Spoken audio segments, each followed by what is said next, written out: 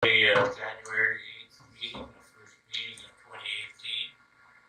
Hopefully everybody has now reached Christmas break and New Year's break. And for people celebrating under the Julian calendar, your Christmas and New Year's I can't hear a thing. Can't hear? No, not a thing.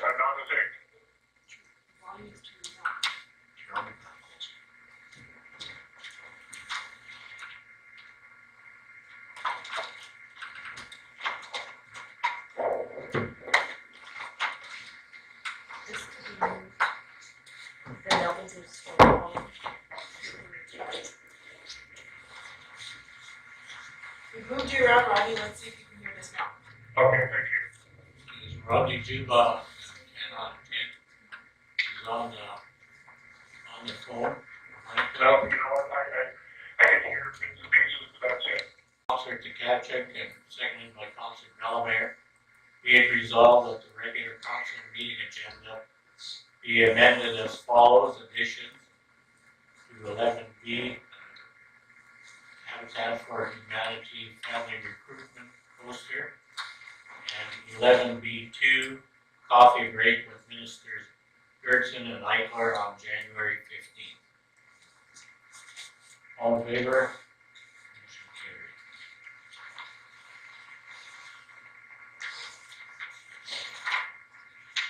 carried. Moved by Councilor Stakayo, seconded by Councilor Tkachuk. Be it resolved that council accepts the regular agenda as amended. All in favor? Motion carried.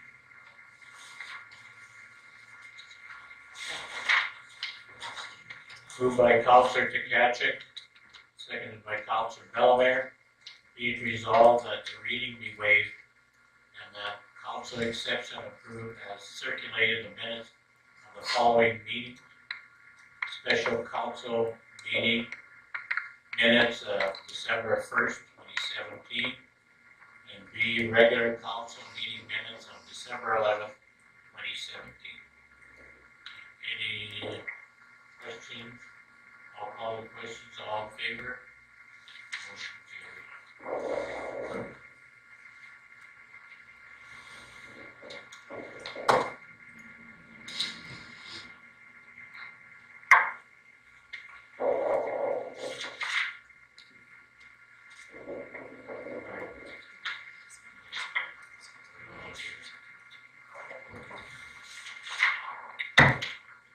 Moved by Councilor Bellemare, seconded by Councilor Tkachuk. Be it resolved that council now adjourns to hear the public hearings as scheduled. All in favor? Motion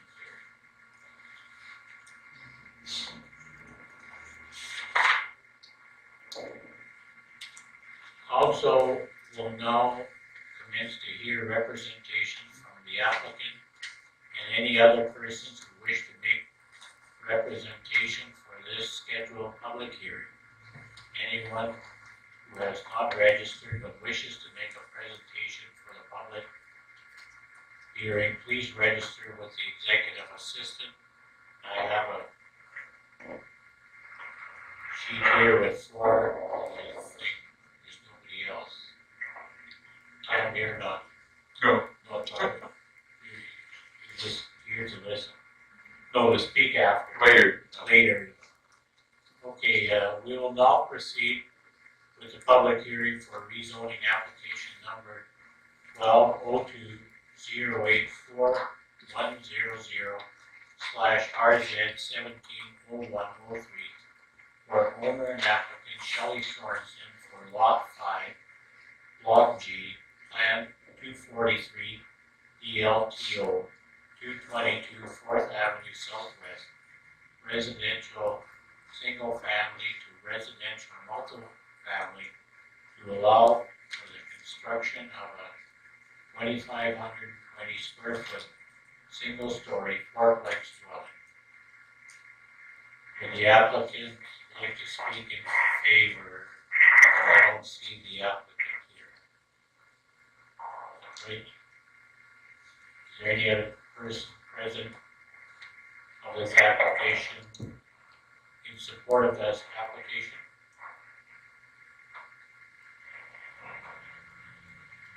I see nobody. Is there anybody, any person present who wishes to speak in objection to this application? Okay. So,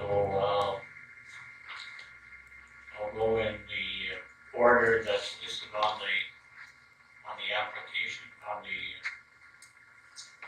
the sign-up sheet. Charlene Curry.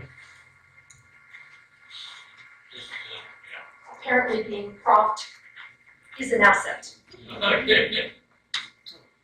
Now, I have my letter, and I will submit that to you after, but I would like to read it simply because it's an easier way to make sure I get the details straight. On receiving notice of the rezoning of property at the above address, that's both 222 and 226 Fourth Avenue Southwest, to accommodate 8 units in 2 fourplex buildings, I reviewed both the Town of Dauphin bylaws and the actual development plans because I'm organized. I was surprised to see that the appropriate parking bylaws were not followed in the plan as submitted. As you are aware, the bylaw states that 1.5 parking spots per unit must be provided for tenant parking, and an additional 10% must be allocated on-site as visitor parking. I was told that a variance would be requested to allow missing parking spots to be provided by parking on the street. This is a problem. Street parking on 4th Avenue Southwest has been restricted to a single side of the street for a number of years. Other than for a brief period in the depths of winter, the shortage of street parking means not only can the present residents and their visitors seldom park in front of their own homes, they may not find street parking available at all. In fact, sometimes even putting up garbage and recycling bins is problematic. Assuming that street parking will be available to new tenants to replace non-existent on-site parking as specified by the bylaw is not a realistic assumption. Now, the limited parking available has meant that residents use the back lanes to access rear private parking, and the resulting overuse also requires additional maintenance. The planned increase in residential density can only increase back lane use and result in increased wear and tear and maintenance costs for the city of Dauphin.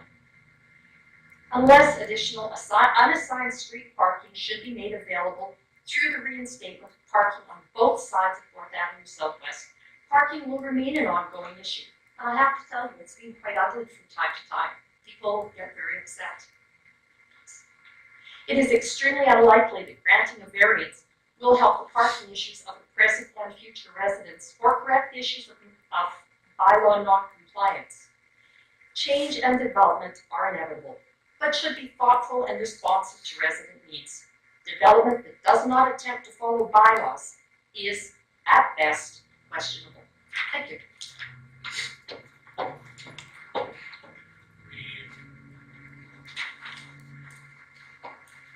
Does council have any questions for the presenter or clarification?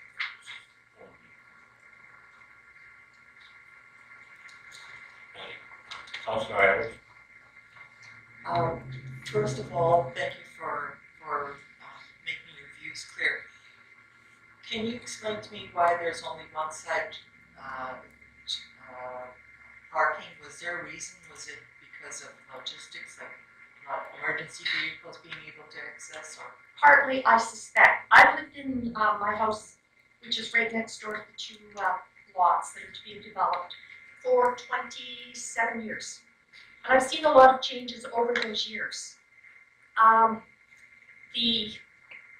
Probably the combination of the emergency services at the end of the block by the hospital and the fact that so many more large vehicles run through town. They don't use the bypass because there's no place to stop before or after for gas or bathroom. So they run it through town, and they tend to run it up 4th. That would be my gut feeling. But it's been, I would guess, a good 10 years. And truthfully, it's become worse. when garbage pickup moved to the front, about, I would say, pretty much everybody on my side of the street, which is the street you can actually park on, they removed where the garbage stand was and put in an extra parking spot. So it's sort of a chicken and egg situation where you have parking in your back taking up your yard space because you can't park in front. You don't park in front because you can't park in front.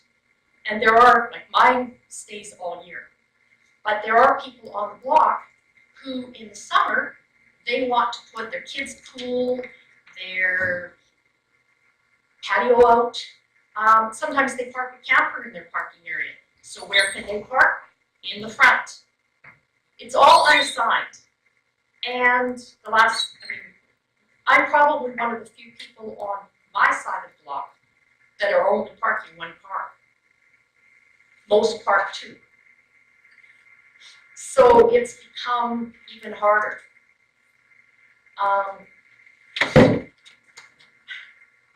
I would love to see street parking go back to being on both sides of the street. It would make life so much easier. Thank you. Any other comments?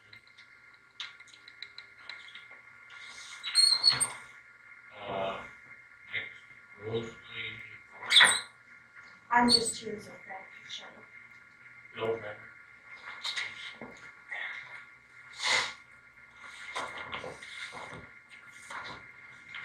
Thank you, Your Worship, councilors.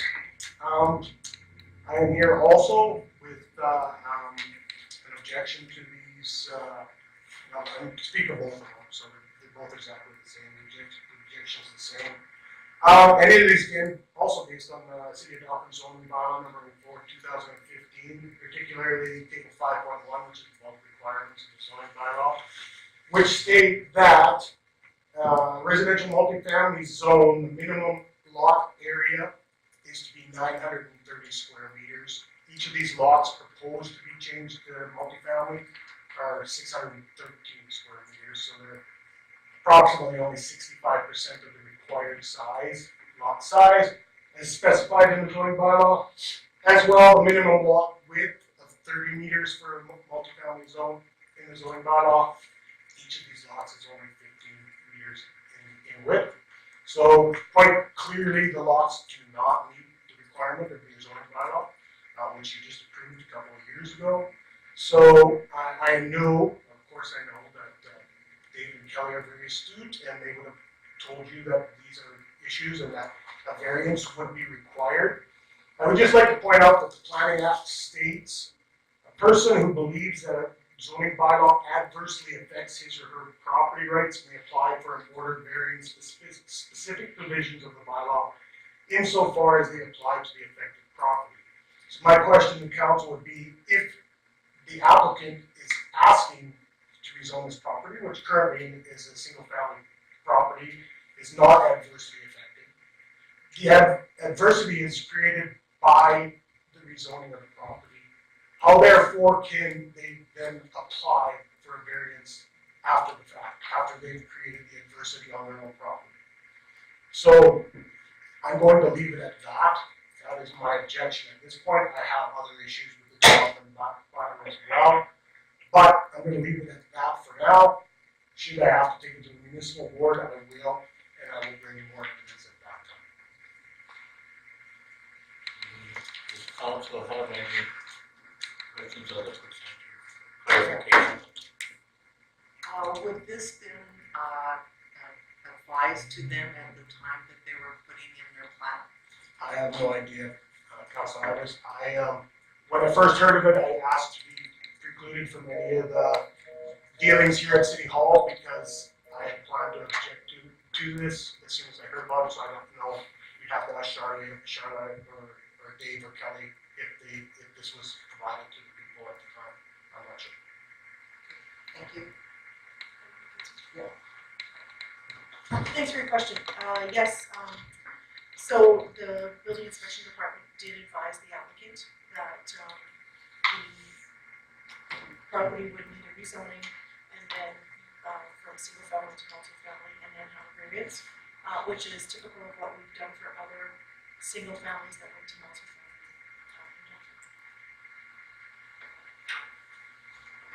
Any other councilors? Thank you, Bill. Lois, still up? Would you like to make a presentation? Okay. Thank you. The representations for a public hearing for rezoning application number 1202-08-410/RZ1701/03 are now completed.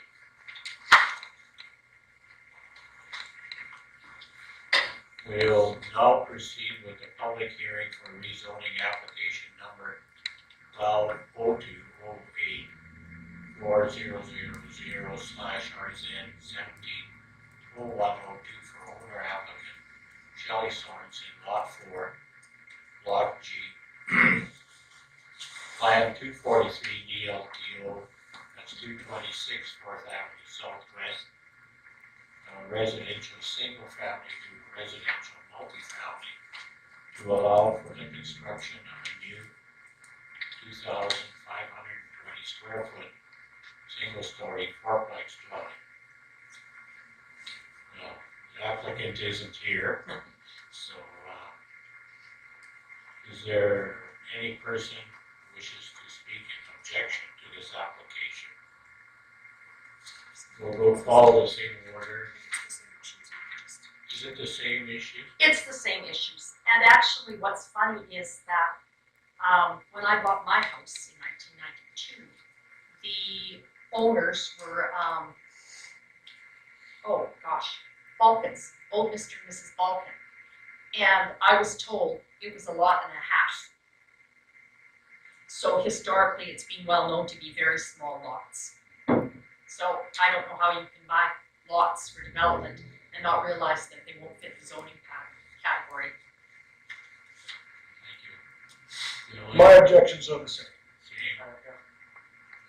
Will be voted on the record. Anybody else want to make a presentation? The representations for the public hearings. What, for single-sided parking, on what basis was that decision made? Is that the width of the street, or is that the, if it's a main flow, or how was the decision made which streets were single-sided parking? That was made when we had a lot of, especially complaints on, especially in the winter time. I can't remember what year it was. We decided on main thoroughfares that we have one side for emergency vehicles, especially to not impair them in their driving access in the winter time. Okay, and another question for, like garbage and recycling pickup for fourplexes like this. That would be front, and that would be on the regular residential schedule. So how many bins would be allotted for each fourplex? 4 for each fourplex.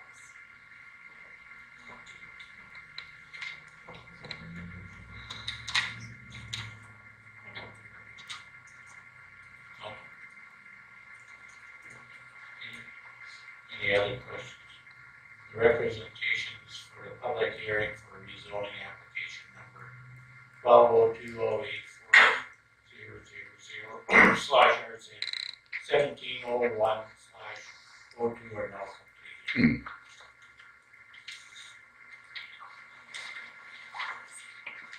Moved by Councilor DeCatchik, seconded by Councilor Hyler.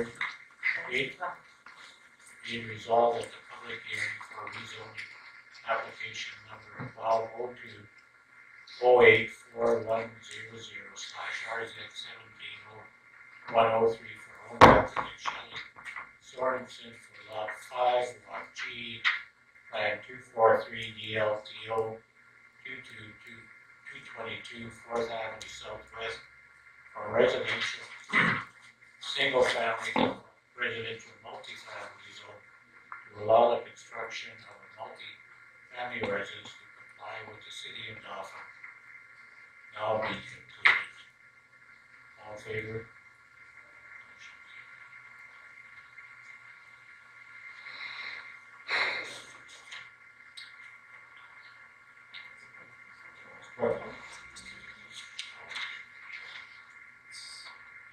Moved by Councilor Delamere, seconded by Councilor DeCatchup.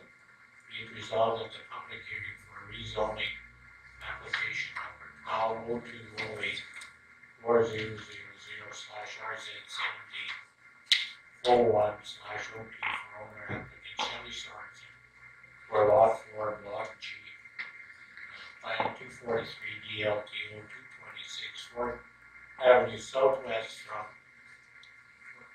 residential single-family zone to residential multifamily zone to allow for the construction of a multifamily residence to comply with the city of Dauphin zoning bylaw is now concluded. All in favor? Motion carried.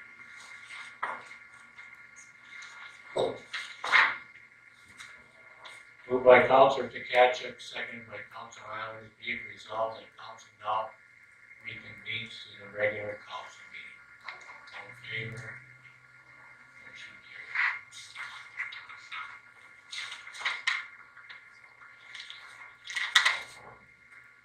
Moved by Councilor DeCatchup, seconded by Councilor Sticalo. Be it resolved that council accepts as information presentation from Fire Chief Avery of the Dauphin Fire Department. Fire Chief Avery.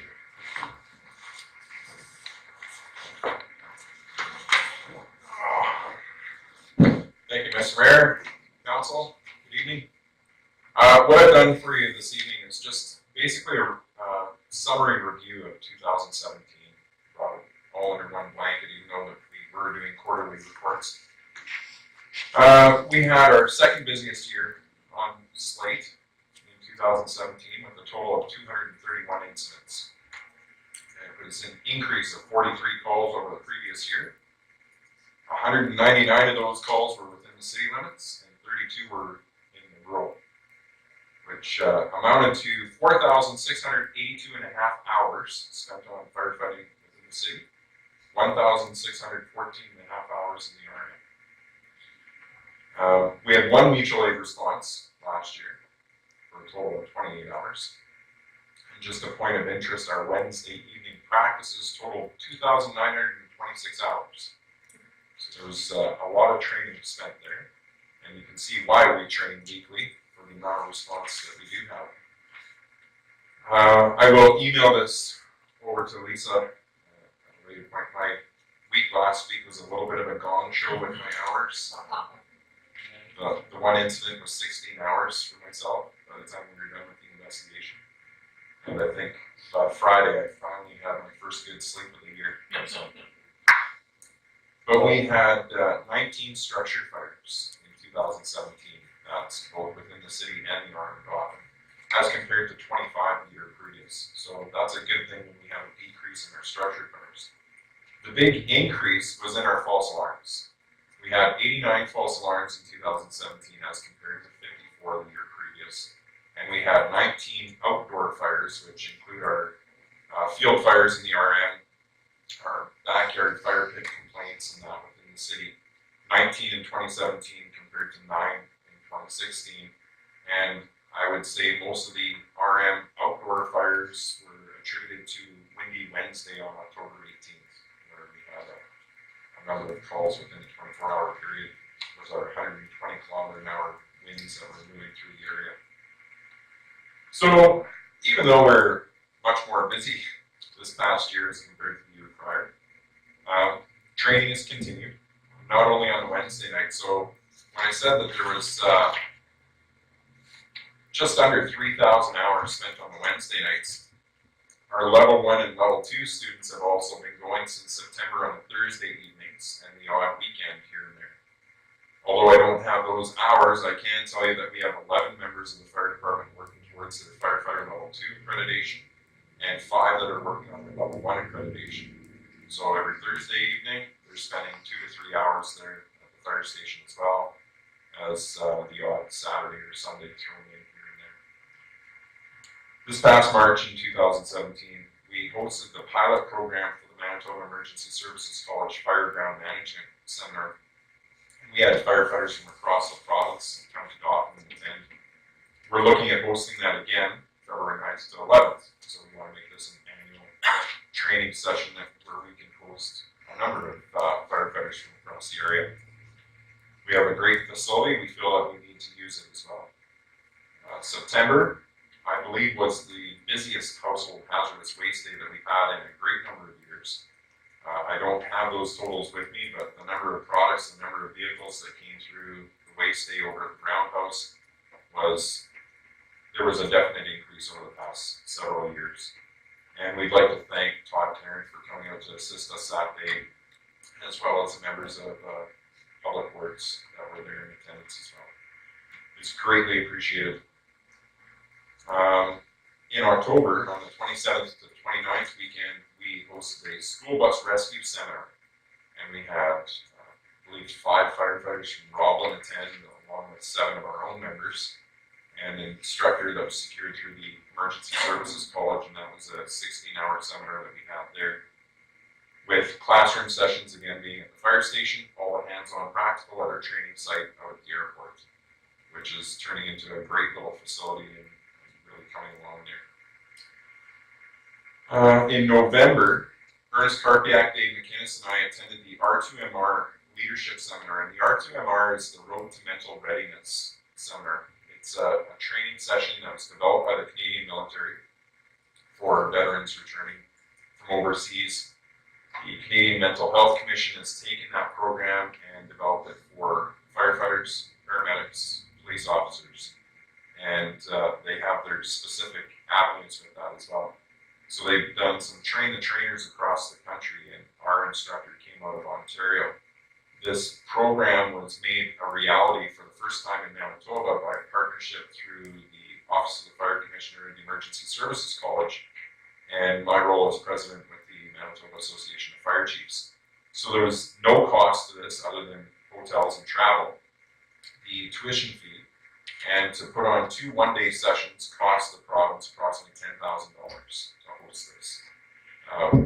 My role through the MEFC was securing the sponsorship for the lunches, so we got that done, and we were able to have 30 spots offered to fire chiefs, deputy chiefs, and other officers in this leadership. So this seminar teaches not only to how to prepare yourself and how to deal with mental wellness when it comes to emergency services response, but how to assist others within your crews as well. We're continuing to work through the MAFC with the college to bring another session to Manitoba this spring, and then those are the leadership sessions, and then we're also looking at a firefighter session, multiple ones of those. This past December, we sent several of our members to Roblin for the Ground Search and Rescue Basics Seminar, which was delivered by instructors from the Manitoba Emergency Services College. So we don't get called out a whole lot for ground search and rescue. We had one last year that was within the municipality with a runaway teenager, where our members were out for several hours searching, and it was a successful search where the teenager was returned safely. But again, if we don't train, we lose those skills, so we sent several more out. We have a very busy spring coming up this year with testing and branding for the hazardous materials operations and firefighting practical exams, which will be held in May and June. As I mentioned, we have 11 that are taking their level 2 and several that are taking their level 1. All of those members will be going for their practical and written tests and branding at some point this spring. I would like to thank Council for the approval to attend the CAFC annual conference, which was in Vancouver this past September, as well as the Government Relations Week in Ottawa this past November. GR Week in Ottawa saw approximately 35 chief fire officers from across the country meet with members of Parliament and other elected officials there and agencies in Ottawa with over 90 meetings. There were 7 different lobby groups there that same week that we were there. So it was a very busy period of time for everyone. The different venues that we're pursuing this time with GR Week was the funding for mental wellness initiatives, not just the R2MR, but the different things that are out there, and not just for the fire service. The funding would also cover police, EMS, and correctional officers. So those that are working in the jails as well. Firefighter safety in the National Building Code were another one of the initiatives that we're pursuing, and the creation of a National Fire Secretariat. If you try to find the national statistics on any kind of fire response in Canada, it's very difficult. The Office of the Fire Commissioner in the province of Manitoba collects all that data from the 250-ish fire departments in the province of Manitoba, but there's nowhere to send that to a national level, so we can't compare our apples to apples. So, I know the fire chief of Grand Falls, Windsor, Newfoundland, and I can phone Vince and say, what have you had? Because they're a community of just under 10,000. Their largest draw from the area is agriculture. They're a full-time fire chief of a paid call fire department. We have a lot of similarities. Of course, he says our winter is a little bit more dry, cold than his, but it would be nice to go online and pick communities of similar sizes and see if we have similar issues and how we can resolve some of those issues as well. So that was one of the other national items on the agenda. Those opportunities came at a very low cost or a low cost to our ratepayers, because in my role as the president of the Manitoba Association of Fire Chiefs, the MAFC covered the airfare, the hotels, and the meals incurred. My term is done in June as the president. It's been a great 6 years through the second vice, first vice, and president role. I'll be moving on to the past president role. It's the president and vice president that get to attend. And I was in a unique situation where our president wasn't attending. So the first vice president and myself were attending. So I've had many more trips than other people have had in the role as president. It's been great. But if I do continue to attend these national items, that would be budgeted through our training through the fire department. And one last item of interest, yesterday we hosted the Dauphin Kings team at the fire station, and we did a team builder with them. And this initiative started approximately 3 years ago when they introduced the third jersey with the fire department crest on it. Last year we brought them out for a team builder, and this year we did it again. And it's, I believe there's 22 hockey players that came out, and we threw them in some turnout gear, and we taught them how to wear an SCBA. And, we have them crawling through confined space and through windows and following clotheslines blacked out, doing a hammer, pound the tire, we call it hammer time, and a few other skills. Have them go up on the aerial, and I think they had a blast with it. But it's also great training for our members as well as they get out, because it gets them to explore the option of becoming instructors. We have them working side by side with these young men, and it was a great 3 to 4 hours that we had at the station. And I extend the offer to anybody here if they want to come out and try on some gear and SCBA and go through the bases as well. Are you training score goals? We're trying to teach them how to work as a team, right? That's what we're stressing. It's in the fire service, we're working as a team, and that was part of our opening. We may not see eye to eye in our personal lives, but when it comes to working together, everything's forgotten. Any questions at all? First of all, I'd like to thank you and all the firefighters for all the amazing work you do. I saw some of, I watched the fire there on second, and it looked like a lot of work, and it was extremely cold. So thank you for all that you do for keeping our community safe. One question is the number of firefighters. What is your total now? Oh, that's a great question. We have 28 frontline firefighters, which include the officers, myself, and the officers, our level 1, level 2 trained firefighters, as well as our recruits we count in with our frontline. We also have 3 safety officers and 2 auxiliary positions. With our auxiliary would be Gary Hollyoak as our radio operator in the station, and Ray Lofgren as our photographer for the department. But yeah, it puts puts us, 31, 33 right now, so. The other question is, you mentioned that you had structural fires. What was the main cause of these structural fires? Is there any? They're all over the place. Oh, You know, I couldn't tell you what the main cause is. Really not off the top of my head. It can be anything from accidental, where somebody has put something too close to a heating appliance, to do you feel that these structural fires, a lot of them have adequate fire alarms? no, Why I'm asking that question, just in Nova Scotia, for young yes, children who died in the fire, and I always feel that, I wonder, with these structural fires, we so far haven't had any deaths. well, we have Well, yes, nothing that's passed down here. yeah, Prior. previous, yeah, right, but this year. And I'm just gonna say, do you feel that is also something that is? Last year we had an initiative that was, again, a partnership with Red River Mutual Insurance, the Firefighters Burn Fund, the Office of the Fire Commissioner, and the Manitoba Association of Fire Chiefs, which was called Safe Families. It was smoke alarms for every family.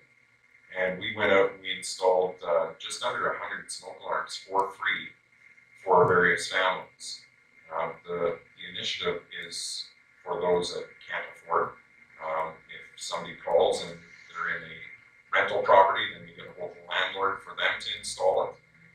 But if it's somebody with their own property and there's no smoke alarms in there, we went and we installed for free. But yeah, when we go to these calls, a large number of them are due to various incidents, right? Accidental electrical or anything else. And one of the first things we do is look for smoke alarms. If you look at some of our calls, so kitchen fires, in 2017 we had 39 kitchen fires. The reason that we're getting called out to those kitchen fires are because of smoke alarms. So that's why we differentiate between a kitchen fire and a false alarm.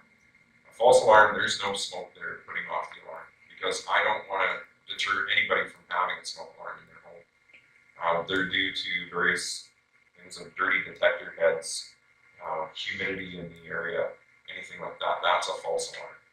So even though you can see an increase in our kitchen fires, large part of them do is because they have working smoke alarms in their home that are picking up unattended cooking. So. And the last question is the mental preparedness, that workshop you had. Yes. You said there was 30. Now, was this available to everyone across the province? All across the province, but to officers of fire departments, the leadership level. So this is phase 1 of bringing this into the province of Manitoba. Phase 2 is bringing one in for the firefighters, and I believe phase 3 is the Office of the Fire Commissioner or the Manitoba Emergency Services College doing a train the trainer, where they develop their own instructors and you don't have to hire from outside anymore. Thank you very much. Councilor Miller. Deputy Mayor. I just had one question. What is it that you do at the airport for training? What do you have set up there? What kind of things are happening? Oh, I invite you out to come and see. We Okay, that sounds better than confined spaces. well, we can do that inside the fire station. Anyway, out at the airport, it is the Riding Mountain Mutual Aid District Training Center. So it's the 11 fire departments from Inglis, Roblin to the west, St. Rose, Laurier to the east, and Pine River, Ethelbert to the north, and all the departments in between. So Grandview, Gilbert, Oprah River, and Sifton as well. We partnered on it, and the funds for that training site have actually come through our training. So every time that we put firefighters through standard first aid training and the firefighter program, hazardous materials operation, vehicle extrication, we log all that training with the Office of the Fire Commissioner. The district then submits, and there's up to $11,500 that will come back to the district based on the training that we've done for each department. that money is going back into investing into the training site. So last year we moved a 2-story house that was donated to us onto the site at a cost of $16,000 that the district paid for, not through the Dauphin Fire Department, but through the mutual aid district. So we now have a 2-story house out there that we don't plan on burning, but we have 2 large commercial smoke machines that we can smoke the building up with. We now have the access to do 2nd floor ladder rescues, which we've never had that opportunity before. For our level 1 training, we can do roof exercises with the aerial truck. We've also put in some volunteer labor, and we now have a hydro pole out there with some down power lines for crops. They're not live or energized, they're just dummy lines. We've put an old hydrant that Public Works gave us, a broken hydrant out there as a prop as well for doing hydrant hookups.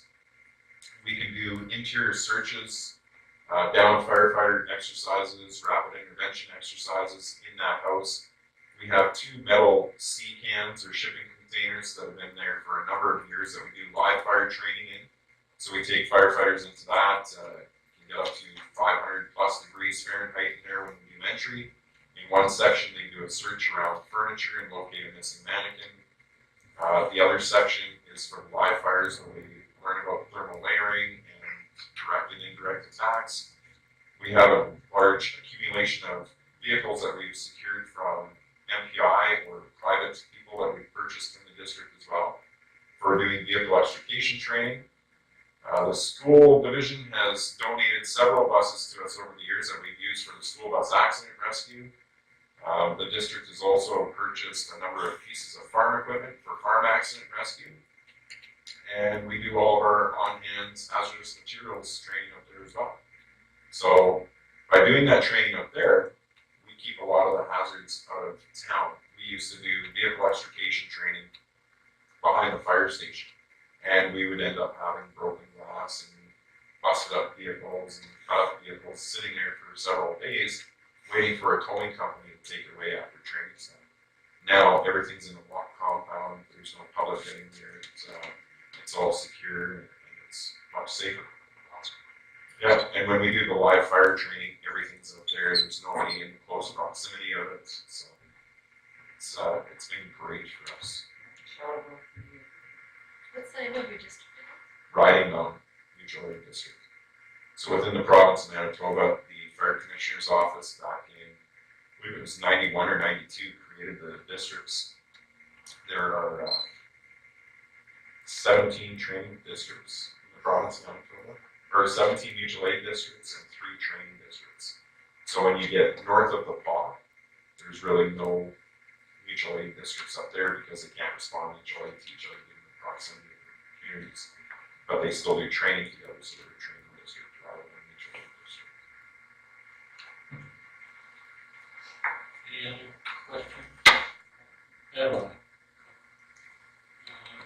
Do you have a full complement of firefighters? No. No, we would like to have 36 firefighters on our slate. And the reason being, when we come to our summer standby, which we run on rotation once every 3 weeks, it's nice to have 12 members per rotation so that we have sufficient coverage if there is a call and everybody else can take their family vacations and whatever else may be going on. There's active recruiting going on. Constantly. Yeah. And it's large part of it is due to people just leaving the community.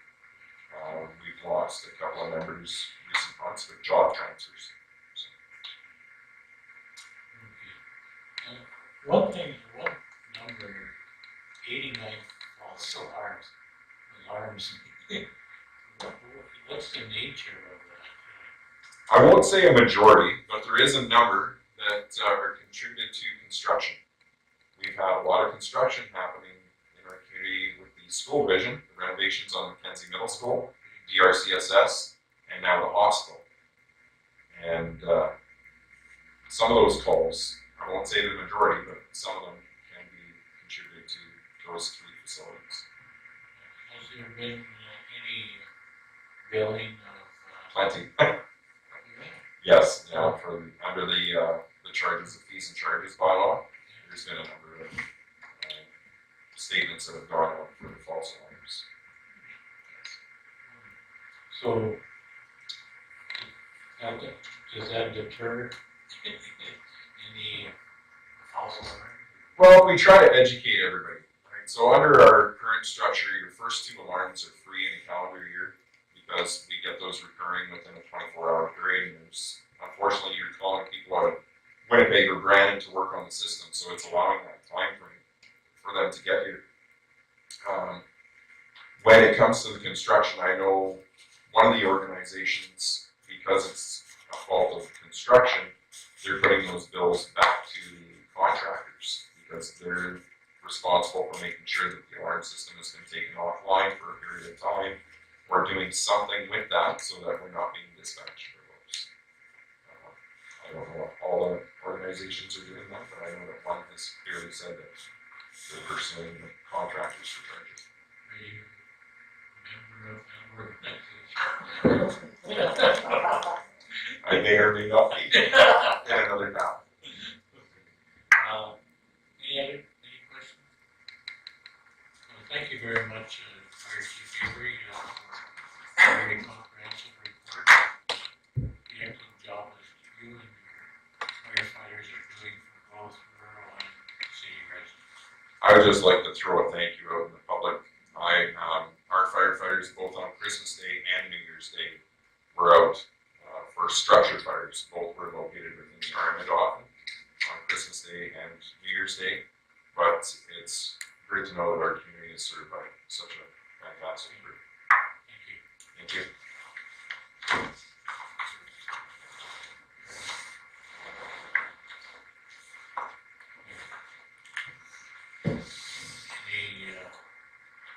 Moved by Councilor Tkachuk and Councilor Style be it resolved, Councilor accepts presentation from Fire Chief Avery.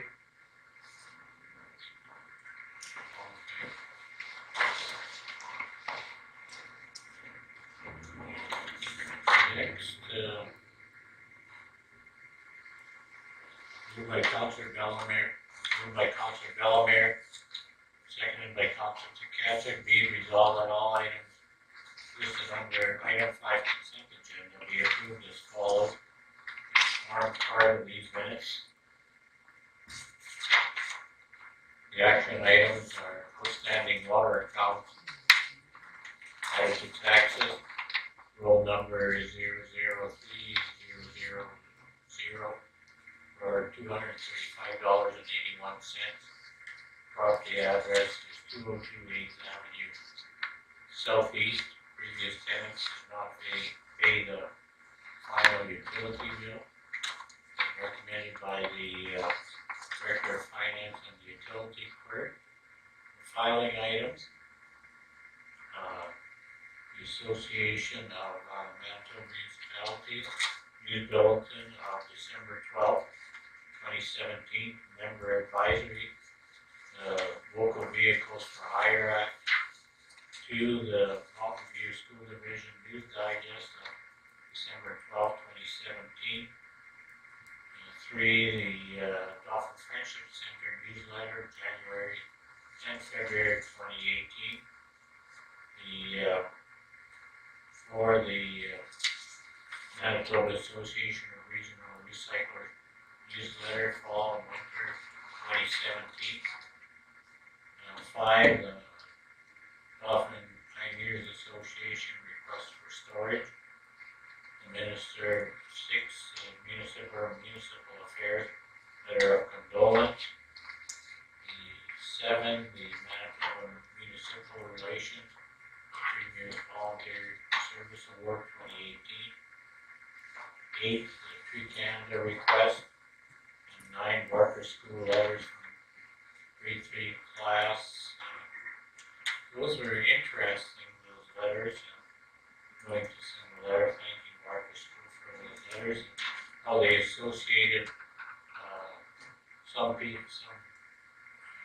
students that their parents worked at a particular business and what they do for the community, and others said just what the businesses and what, how they, utilize the business, so I thought this was a good exercise for a grade 3 class. Really cute pictures too. And creep pictures, Yeah, yeah. they were so cute. As recommended by the mayor and assistant chief administrative officer. All in favor? Motion carried.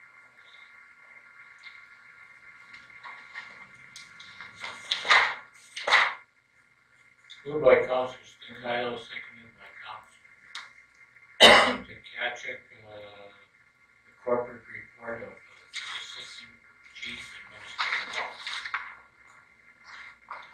Thank you, Mr. Mayor.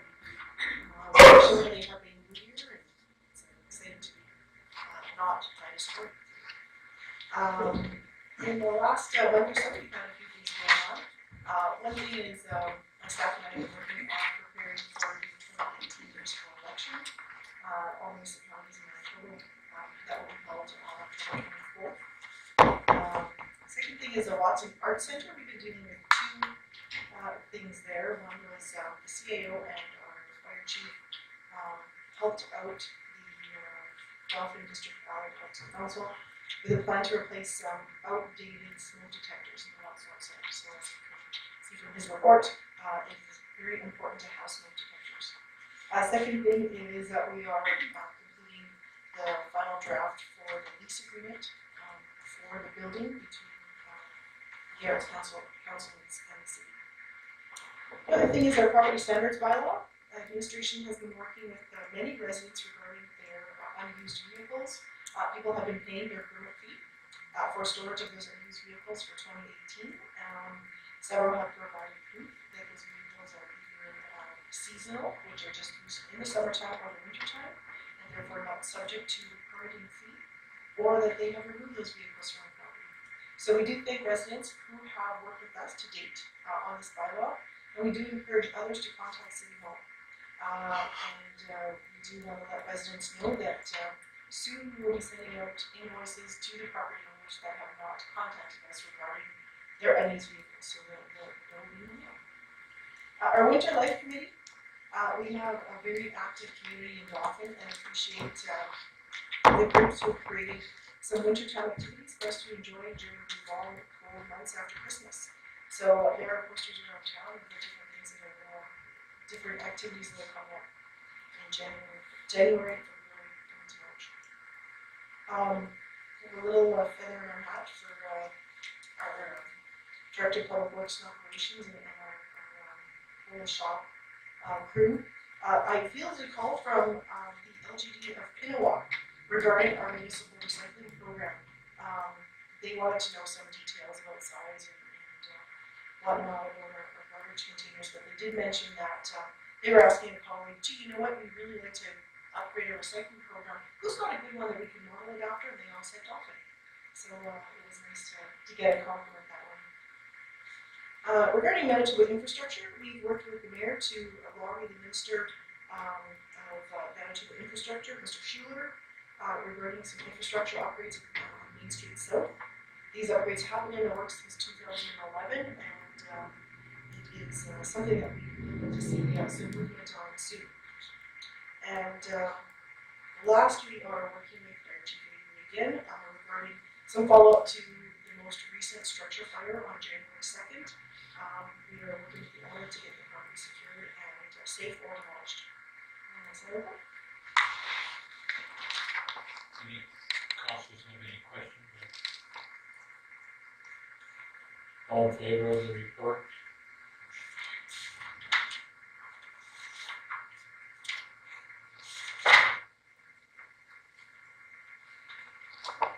Moved by Councilor Kachuk, seconded by Councilor Bellmer. Be it Deputy Mayor Bellmer. Be it resolved that the finance accounts have been examined by council, be hereby authorized and approved.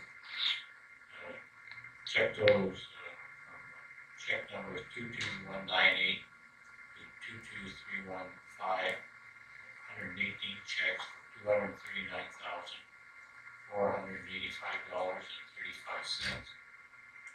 Voided checks, there were none.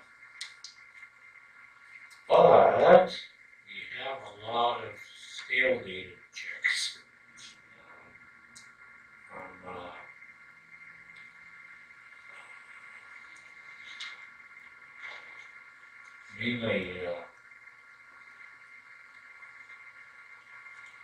mainly, we're all stale dated, and, mainly, I think on,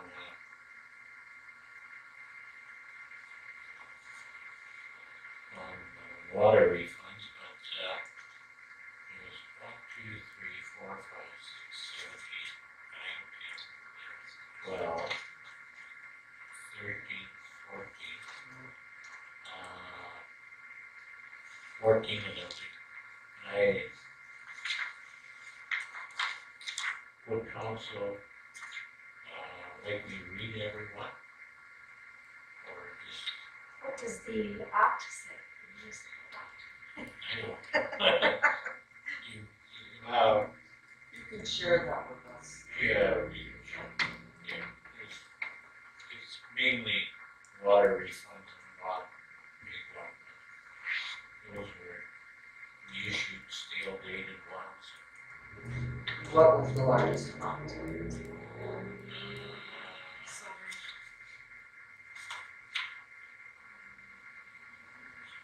$317.96.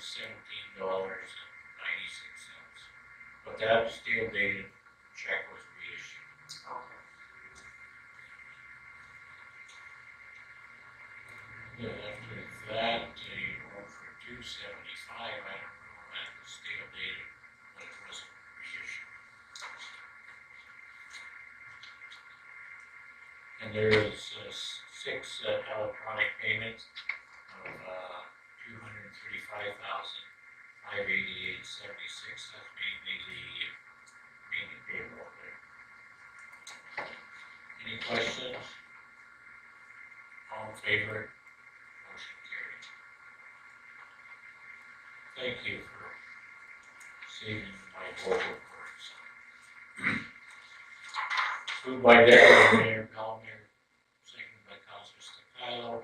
Be it resolved that Council accepts as information the following engineering department staff report for the period for January 8, 2018 regular council meeting. The building inspector reports November and December of 2017, and construction and maintenance foreman report for December, I guess. Any questions? Deputy Mayor Bell. Yes, in the construction and maintenance foreman report, he talks about the soft exposure, and they're going down for the water main. Would it be safe to assume that water main breaks are getting more expensive to fix because there's more stuff under there, like there's the water lines and the hydro lines and the fiber optic lines, and getting complicated down there? There's definitely more things that are in the right of way that are going on. So the soft exposure is pressure as well. And when we break any of those, it's our responsibility to fix. So we are very careful on how we get down to our utilities. Any other? Again, I guess I have another question. Yeah, you know, further, because we've talked about tree planting and how that can be difficult because again, there's stuff underground that all has to be checked into before that. So, how do I ask this? So, how do they figure out where to put things? Like, is it, there must be a plan, right? That there's sort of some order on there, or each company sort of does what they want and you just kind of help with what's left over. I don't know, is that kind of a fair question? I think hope is a good word. Okay. We try to accommodate where utility company wants to put their utilities when it's within our right of way. Sometimes we can direct them to be closer to the edge of the right of way as opposed to right down the middle, but that doesn't always happen. So we do have to deal with where we put them, and then, like the example used in terms of planting the trees, there are some places that trees, it's not feasible to plant more trees because there's just too many utilities in that area. And the tree roots will potentially damage them.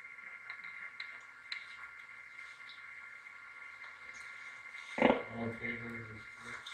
Motion carried. Moved by Councilor Staccato, seconded by Deputy Mayor Belbear, be it resolved that council accepts as information the minutes of the following committee meetings. The Dauphin Public Library for the meeting of December 5th, 2017. Any questions? I'll call the question. All in favor?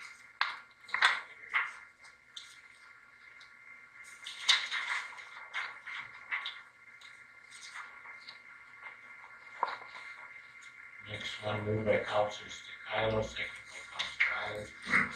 Be it resolved that pursuant to bylaw 03/2012, being a bylaw of the city of Dauphin to establish a tax sale contractor position, council appoints tax services Inc. to contract tax sales for the city of Dauphin. Further, be it resolved that council appoints Donna Zinke, General Manager of Tax Services Inc., as tax sale contractor for the city of Dauphin for the calendar year 2018. Questions? I'll call the question. All in favor? Motion carried.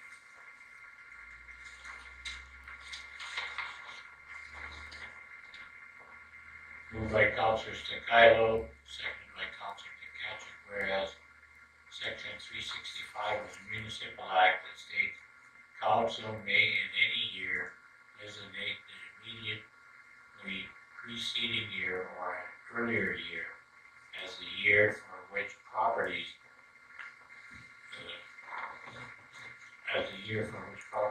taxes in respect of which are in arrears for the year must be offered for sale by auction to recover the tax arrears and costs. And be it resolved that council designates 2016 as a tax sale year for the city of Dauphin, which will recover 2015 and prior years arrears and costs. Any questions? Call the question, all in favor?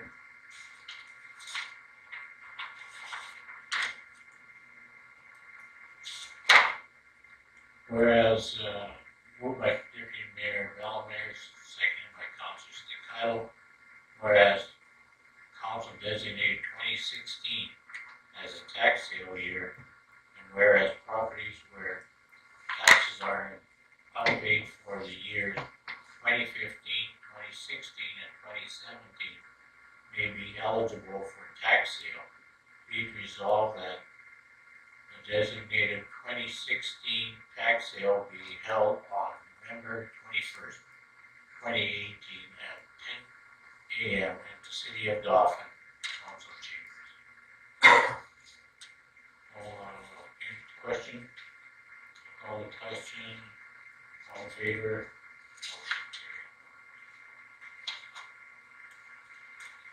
These are annual types of things that we have to get in place for the current year. This is a question. Have we ever had a tax sale? I don't remember in recent years. At least 7 customers. But have we actually had any property to sell? Yes, but not for the last 7 customers. Yeah, that's all. Okay, thank you. People have come in with their checks before. Moved by Councilor Riley, seconded by Councilor Tkaczyk, whereas Section 372 of the Municipal Act states that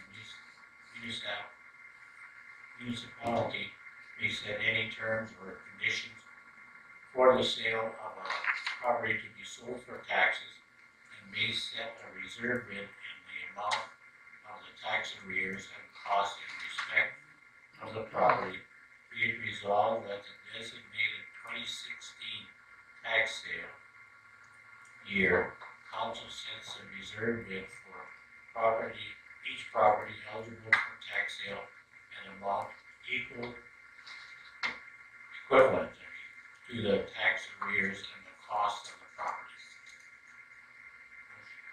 Any questions? I'll call a question, motion carried. Okay.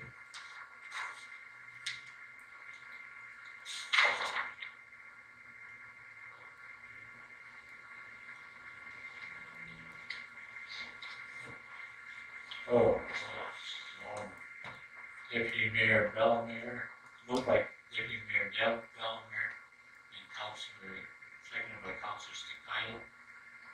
Whereas Section 35(1) of the Municipal Assessment Act states that the council shall each year by resolution appoint a board of revision consisting of not less than 3 members, some or all of whom may be members of council.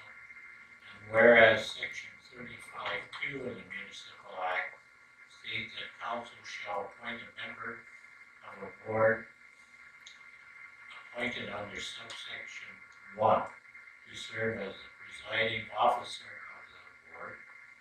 And whereas Section 35(4) of the Municipal Assessment Act states that council shall appoint a person to act as secretary of the board appointed under subsection 1.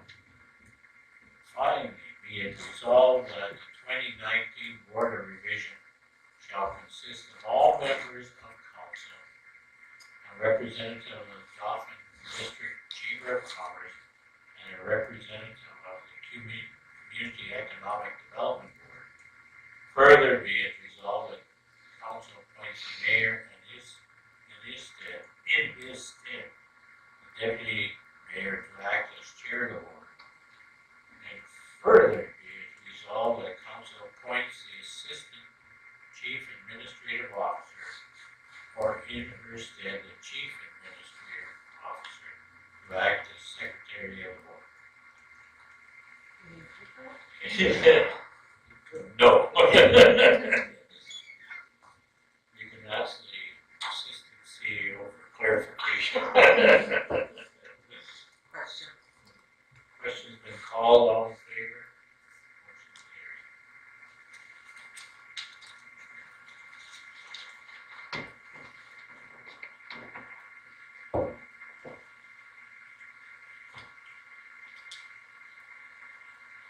Moved by Councilor Stefano, seconded by Councilor Eilers.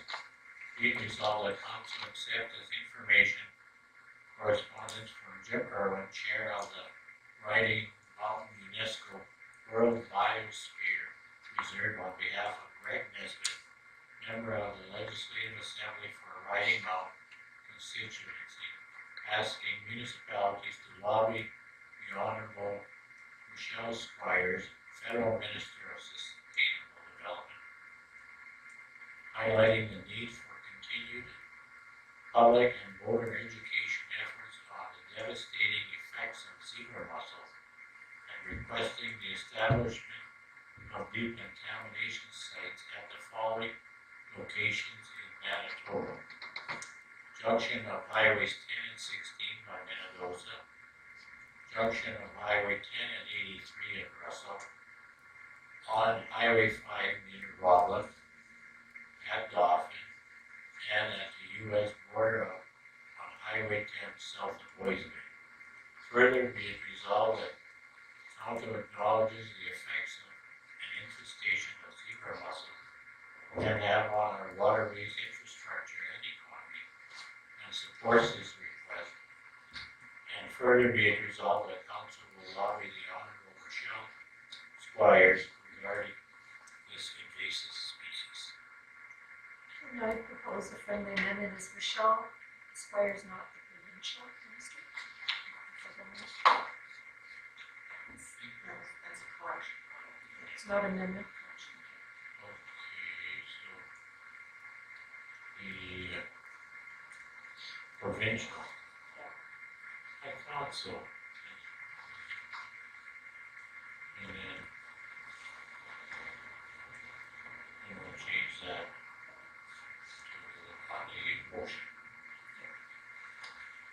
is in a place where it's a federal minister. I just wrote For good. all in favor of the motion carried.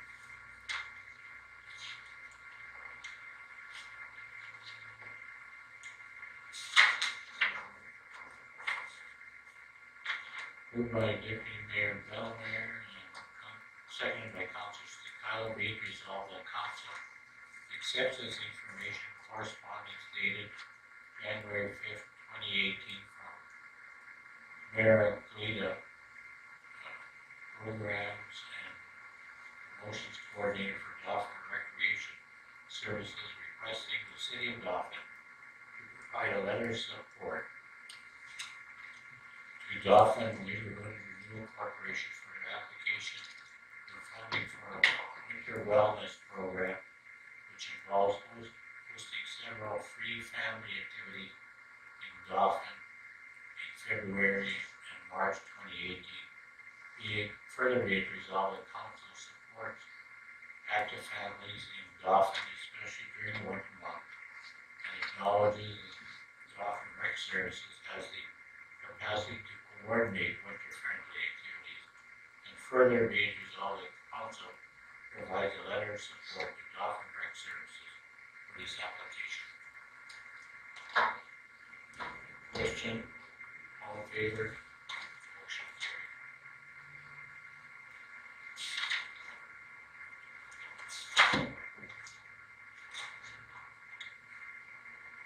Moved by Councilor Eiler, seconded by Councilor Patrick.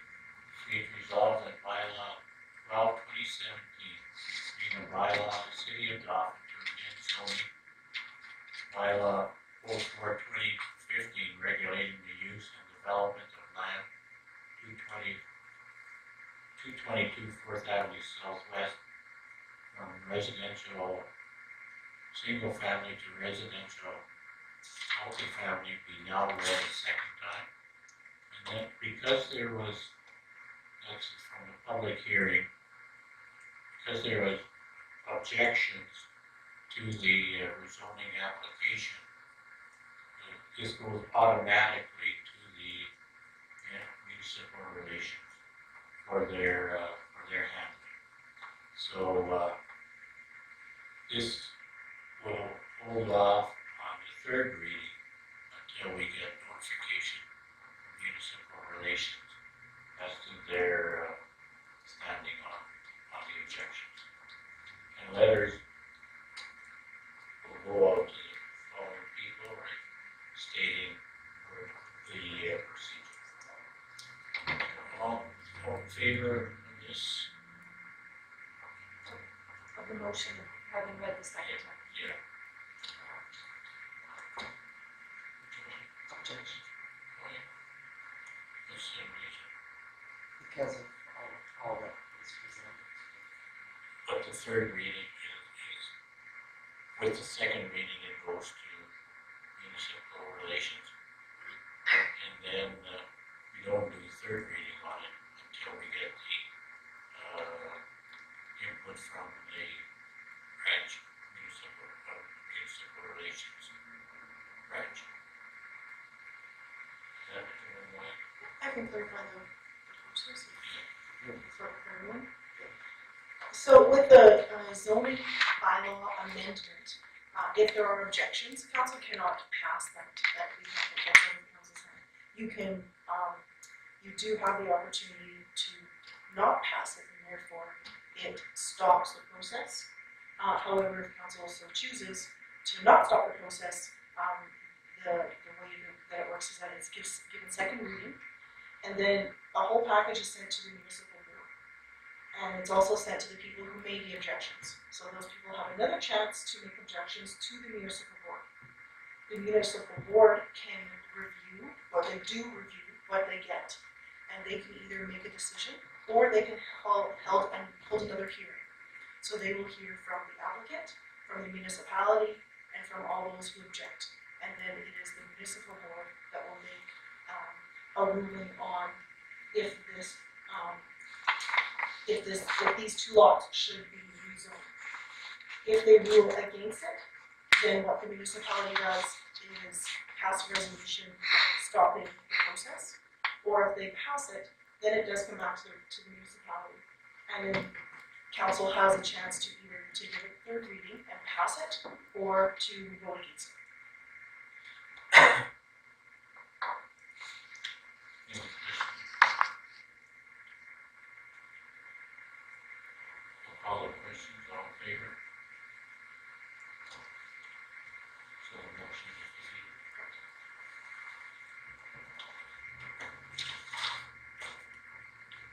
So, You can still sign it and defeat it, and it's not a recorded vote. now the motion defeated.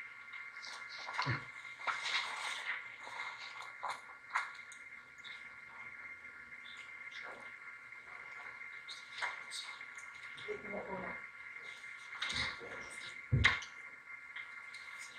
Moved by Deputy Mayor Palmer, seconded by Councilor Eilers. That's for the next, for 226 Fourth Avenue. Motion to amend the zoning bylaw, regulating the use and development of land on 226 Fourth Avenue Southwest. From residential single family to residential multifamily be now read for a second time. All in favor? Opposed? Motion defeated.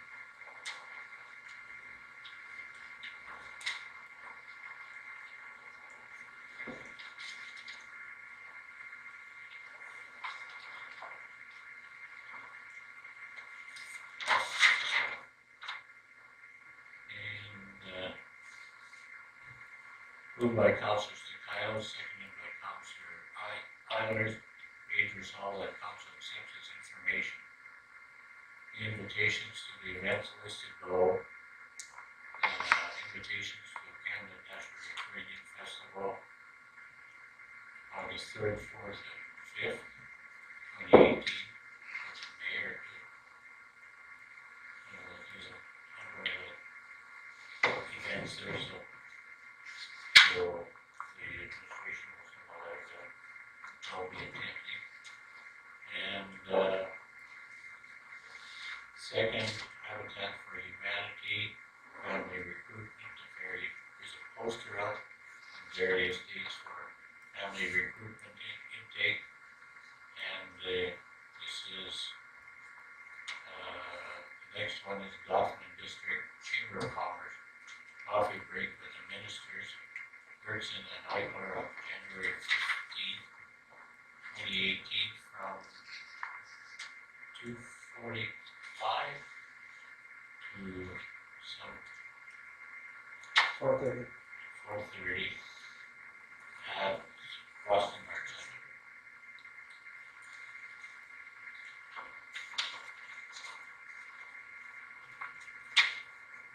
Center. All in favor?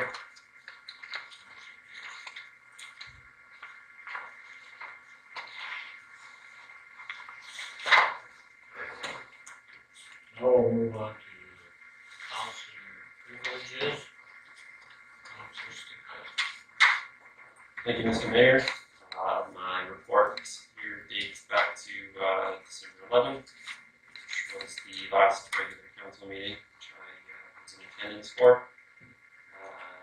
December 13th, I attended my first rec board meeting and was welcomed with open arms. And it was a good working group there, and I commend the general manager of Dauphin Rec Services for his thorough report and filling in some background for myself and the other new members of the board. December 13th, over lunch, was a Dauphin neighborhood renewal meeting, which I attended. And then December 19th, we had a follow-up meeting for the co-work space little committee that we have. We went over some of the information that we had discussed, that we had seen, and kind of planned for the next steps forward. So manager of economic development will be providing some additional information soon. And I just want to remind everybody that tomorrow, it's a little short notice, but January 9th kicks off the Chamber Lunch Series for 2018. And there's a presentation on business incubators with Justin Phillips, who's from Solar Manitoba. Justin has first-hand knowledge of business incubators and what they can accomplish, and he'll share his ideas on the different models that are out there, as well as what he envisions will work well for Dauphin as well as for the Parkland region. And those lunch series meetings are they start at 11:45 at the Lions Inn over at the Cup. Tickets are $18 and can be purchased from the Chamber of Commerce office. And that is all I have for my report. Thank you, Councilor Miller.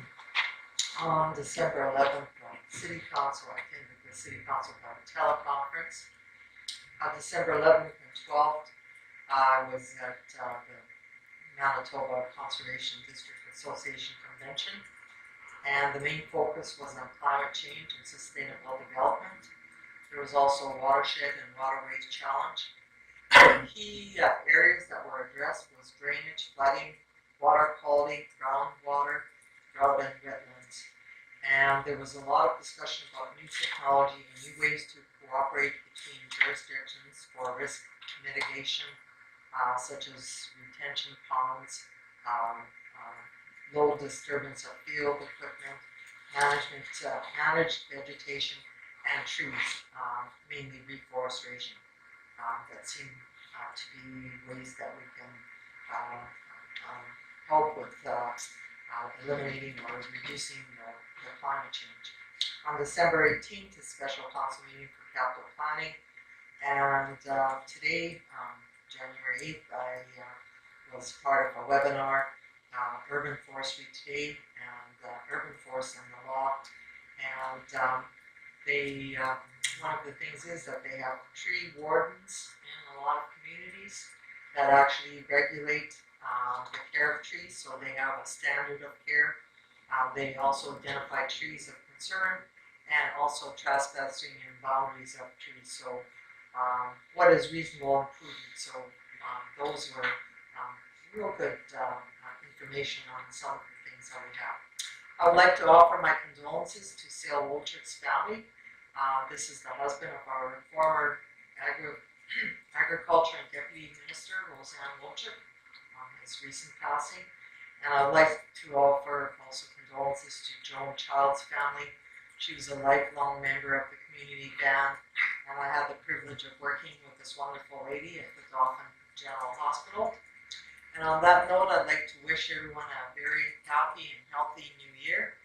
Just live up the baby, and that ends my report. Thank you, Mr. Mayor. December 1st, I attended the special council meeting here at City Hall on the 4th, board revision and later planning priorities meeting. And on the 11th, I will attend the council meeting here at City Hall. On December 11th, I attended the last formal council meeting of 2017, and on the 18th, attended the capital budget planning meeting. Community events, so I attended the Dauphin and District Community Foundation meeting on the 12th, and on the 14th, I attended Desiree Rentala's presentation on her work with Habitat for Humanity. After doing some novel fundraising in our community, Desiree worked on a build in Fiji in November and gave her audience all the details of this worthwhile experience in a tropical country in November. It's not raining. And further on Habitat builds, Rodney Juba is unable to physically be at the meeting tonight, but he asked me to share some information with people. And the local chapter for Humanity is looking for a family for their build, which will take place in 2019, and they're offering 4 information sessions in January to find their family that will become the proud new owners of this new home. And it may be the opportunity that you are looking for to own your own home in a very affordable way. So the sessions are all in January. They all start at 7 o'clock. On the 10th, it's at the Community Health Building. On the 17th, it's at the Multi at the DR. The 19th, it's at the Dauphin Friendship Center. And on the 23rd, it's at the Public Library. And that one I fibbed, it was actually at 6:30 and not 7 like the others. On the 16th of December, I attended the darts party at the Legion. And by the way, for people who like to throw darts, you can go to the local Legion on Monday evenings at 7:30. So just a little thing that you may want to do when it's cold and dark in Manitoba. Should mention that, cold and dark in Winnipeg, that sounds like the hockey game. But okay, forget it then. I wrote a thank you letter to, because we got $25,000 for the tree planting during the summer, and that came from Tree Canada and from CN and the Government of Canada. Those are the three partners that were all involved in CN's Eco Connections program. I'd also like to thank all the homes and business owners in our community who put on that beautiful Christmas light display during the holiday season. Brought a lot of joy to a lot of people. And we have that adopt a work of art in the fall, and now it's the leftovers are on the website. So if you go to the Watson Arts and Music website, and they have an adopt, it's called Orphan Art. So you can go online and see what's there. Some really good deals. So, and coming in January on the 18th, the Youth Variety Night. They are providing music at the Public Library. I'd like to wish everyone a Happy New Year, and this Saturday on the 13th, it's Ukrainian New Year. So maybe Mr. Mayor would like to say that in Ukrainian. I don't know how, but if you've never attended, this is your chance to go and eat more food and do more fun things and help bring in the new year again. And that concludes my report. Thank you.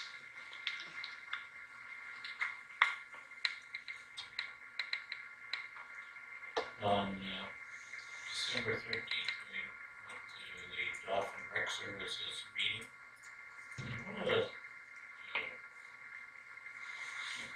two new members, Tom Gibbs from the RM of Dauphin attended, and Councillor Staccato. So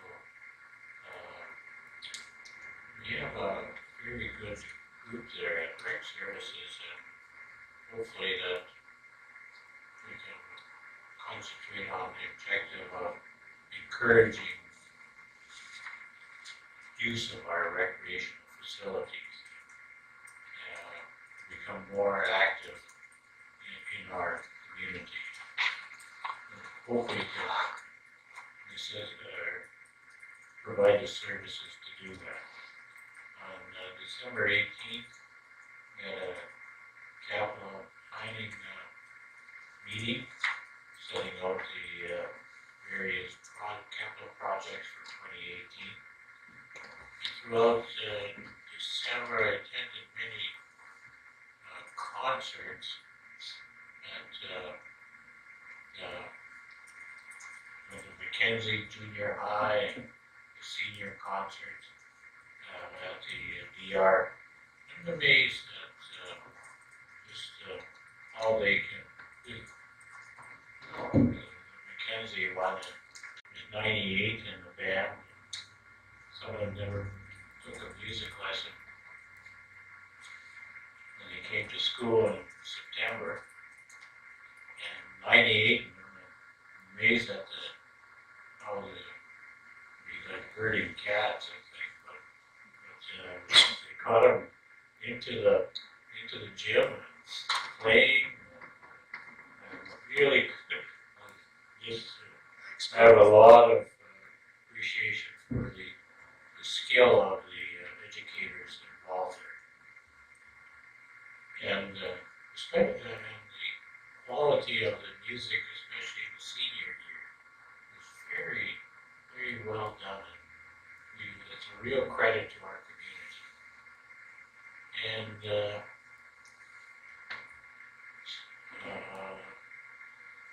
I wish everybody started out with in the intro very Merry Christmas and Happy New Year for people celebrating by the Julian calendar. Giant Bob.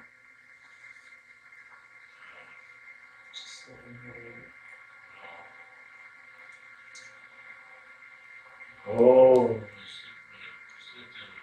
cell. Christos resigned, yes, Luigi Evo, and resigned on the Sally, Stisewa, Wanoku, the, Mohali. And, that ends our meeting of January